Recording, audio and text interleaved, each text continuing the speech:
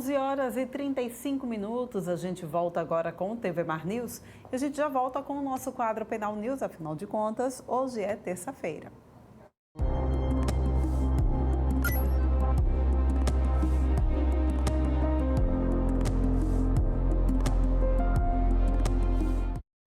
E no Penal News de hoje a gente vai entender o que é legítima defesa e a importância dela para a sociedade. A gente já está aqui com o Bruno Calado no estúdio. Bom dia, seja bem-vindo, Bruno. Prazer te encontrar aqui. Agora papai, né? Parabéns aí, muita saúde para Miguel, viu? Bom dia, Polane. Muito obrigado. Estou vivendo o ápice da minha felicidade. Meu filho nasceu na última sexta-feira, né, e estamos aqui em êxtase, mas não podia me abster da responsabilidade, da minha obrigação profissional de trazer para vocês as informações cotidianas e atualizadas sobre esse mundo criminal. Pois é.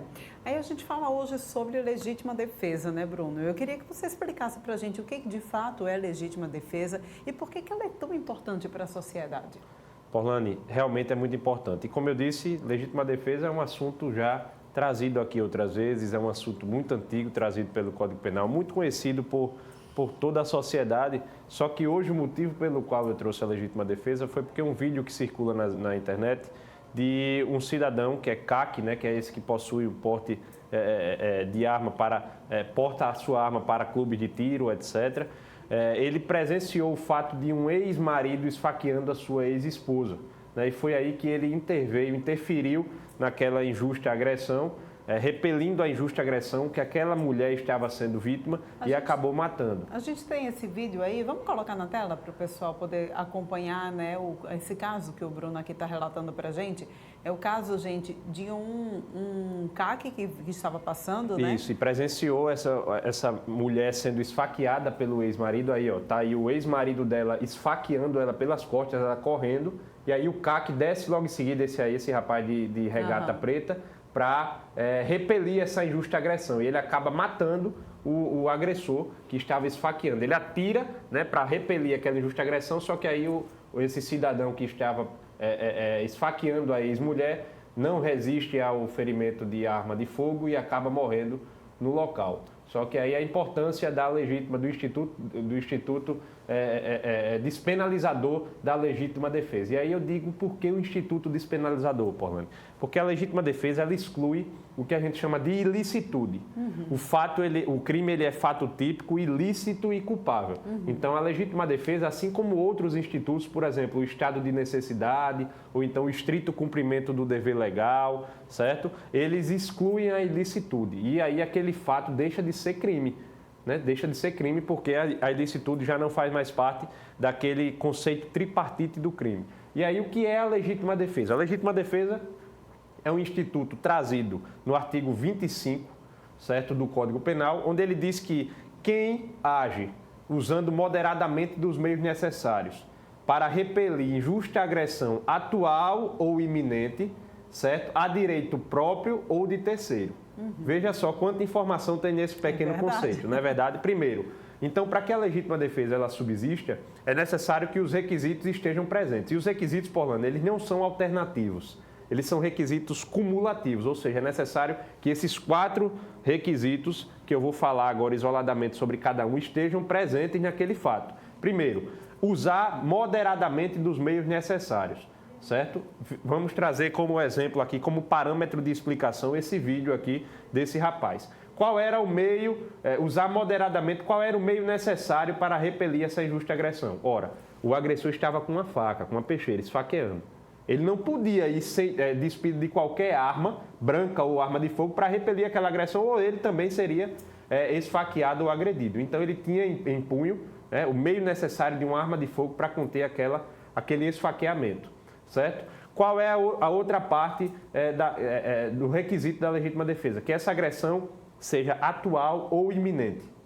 O que é isso? Que ela esteja acontecendo, nesse caso aqui ela estava acontecendo, ou que ela esteja na medida de acontecer a qualquer momento. E aí entra já o que a gente chama de legítima defesa putativa, né? Quando ela está prestes a acontecer. Então a agressão ela tem que ser atual ou iminente. Não é verdade? E aí ele repele com os meios moderados e necessariamente a agressão atual ou iminente, certo? Uma injusta agressão já está dizendo, é quando uma agressão não está amparada por lei, é uma agressão ilegal, ilícita, certo? Então ele vai repelir essa injusta agressão a direito próprio ou de terceiro. Nesse caso aqui não foi a direito dele, foi a direito de uma terceira desconhecida. Não necessariamente tem que ser uma pessoa conhecida por você, certo? Então, o direito de terceiros, aí não foi a direito do próprio CAC, mas foi o direito de terceiro. Então, esses 4 requisitos. Usar moderadamente os meios necessários. Infelizmente, o cidadão veio a falecer, ou felizmente a partir do ponto de vista de outras pessoas, né? Porque era uma pessoa que estava esfaqueando uma mulher.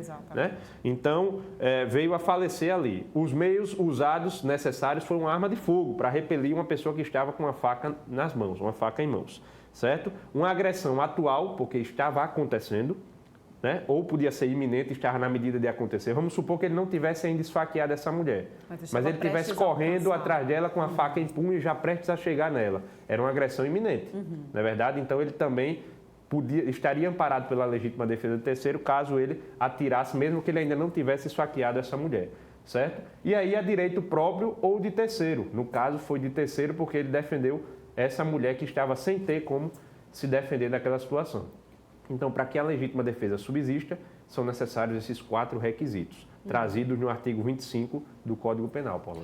Agora, Bruno, a gente já houve casos, né, inclusive, de uma pessoa que estava sendo esfaqueada ou na iminência de ser esfaqueada, conseguiu retirar a arma da mão da pessoa e esfaqueou a pessoa repetidas vezes. E aí, quando a gente fala desse modo aí moderado, isso é levado em questão quando o caso, então, é levado para análise? Se de repente, eu posso utilizar isso como uma prerrogativa de que era minha legítima defesa, mas eu esfaqueei a pessoa mais de 50 vezes. Isso é levado em questão? Com certeza, Paulane. Eu costumo dizer que o homem é o momento. E aí o homem que eu faço é com relação a toda a sociedade, né? O homem, a mulher, é o momento, é o instinto momentâneo, né? Então, há o que a gente chama de legítima defesa sucessiva. O que é a legítima defesa sucessiva? Quando você acaba por exceder, né, aquele direito que você tem de se autodefender. Então, a partir do momento que ele consegue tomar aquela faca, né, imobilizar a pessoa que estava para esfaqueá-lo, e não há o risco de que aquela pessoa que teve a faca tomar posse novamente da faca para esfaqueá-lo, né? Houve uma exceção, houve uma sucessão, certo? Ele excedeu os limites da legítima defesa a partir do momento que ele tomou a faca e começou a esfaquear aquele iminente agressor. Então, a legítima defesa sucessiva, ela é muito mais difícil de ser aceita numa situação como essa. Existem vários tipos, várias modalidades de legítima defesa, e eu trago aqui hoje com ênfase a legítima defesa de terceiros, mas já falamos aqui inclusive da legítima defesa sucessiva, quando você excede os limites, é justamente esse fato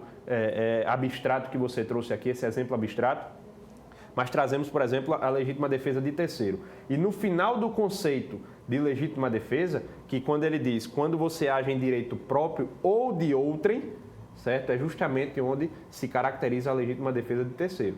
Né? E para que haja legítima defesa de terceiro, não necessariamente deve haver o consentimento daquele que está sendo agredido. Sim. Certo? Porque é o que a gente chama de bem juridicamente tutelado indisponível. Quer ver um exemplo? Quando uma pessoa está para se suicidar, está tentando se suicidar. E aí a única forma de você conter, evitar aquele suicídio, é você dando um chute naquela pessoa, então puxando, agarrando, dando um mata-leão naquela pessoa que está prestes a se suicidar. Então ali você está afetando a integridade física daquela pessoa. Em contrapartida, você está evitando um suicídio. Né? O bem da vida, a vida é um bem indisponível. Ninguém pode dispor da vida. Eu não posso chegar aqui no estúdio e dizer, Paulane, puxa uma arma e me mate. E você ficará impune por causa disso. Não, a vida é indisponível.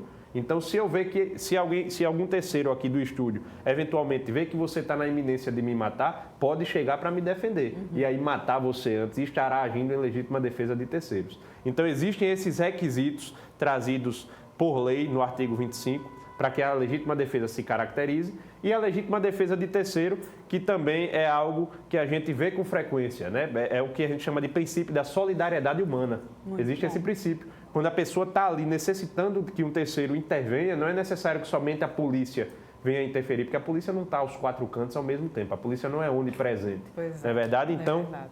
Um terceiro que tem a competência de evitar aquela tragédia, de evitar aquele crime, ele pode interferir sim. É o princípio da solidariedade humana, sem necessariamente a anuência, o consentimento. E eu digo sem necessariamente porque, por exemplo, Orlando, você saber que quando você vai ao cabeleireiro e o cabeleireiro está cortando o seu cabelo, ele está lhe lesionando.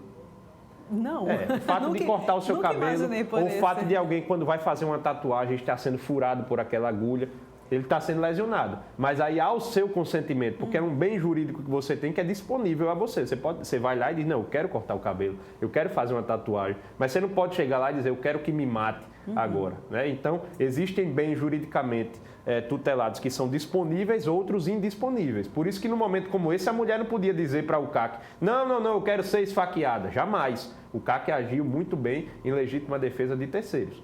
Certo? Então, essa é uma das principais modalidades e exemplos de legítima defesa, é a legítima defesa de terceiros, já falamos aqui sobre a legítima defesa sucessiva.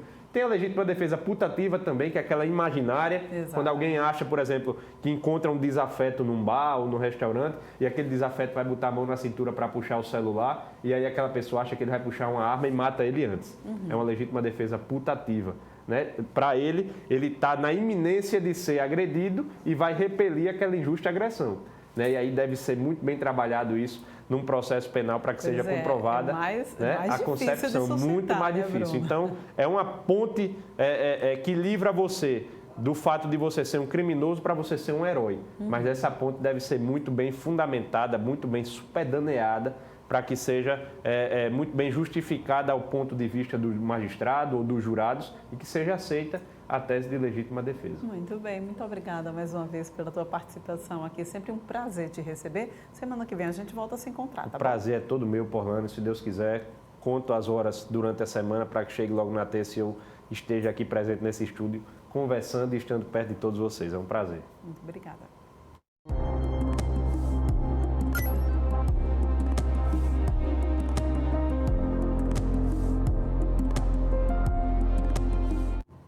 A gente vai agora para um rápido intervalo, volta daqui a pouquinho trazendo ainda mais informações para vocês.